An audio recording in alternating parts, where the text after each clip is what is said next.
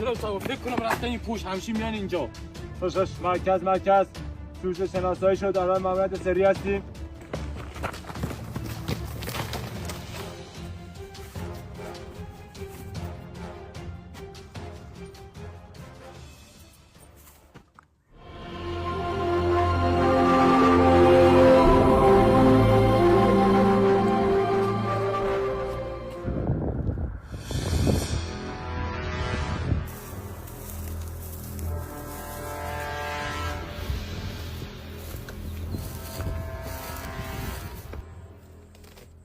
های بابا چقدر هوا گرمه.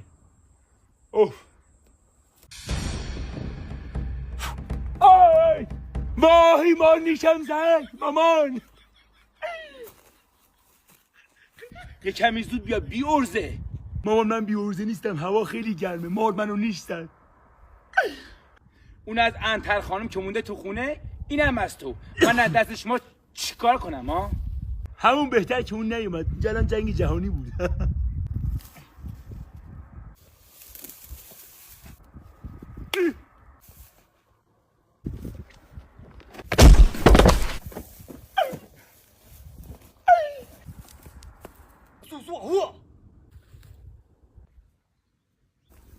مامان جمونگ این چی داره میگه؟ من زبان اینو نمیفهمم. مامان چینی صحبت میکنه. یهیهو. بابا میگم اینجا قلمرو منه. چطوری به خودتون جرأت دارین بیان قلمرو من؟ هر چی سریعتر اینجا رو تک کنی وگرنه همتون رو میکشم. به نظر من خودت برگردی بهتره جمون، کتک میخوری. خیلی خوب بود ولی فرار کن.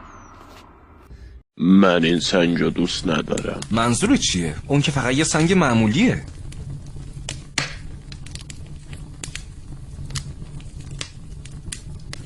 رابرت شبیه داشاقه. خیلی خوب باشه درکت میکنم. میدونی چیه؟ الان برات قایمش میکنم تا دیگه نتونی ببینیش. خوبه؟ هی کجا میری؟ میرم دشویی.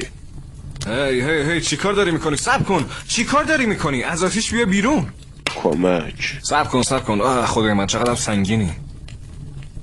بیا نجاتت دادم.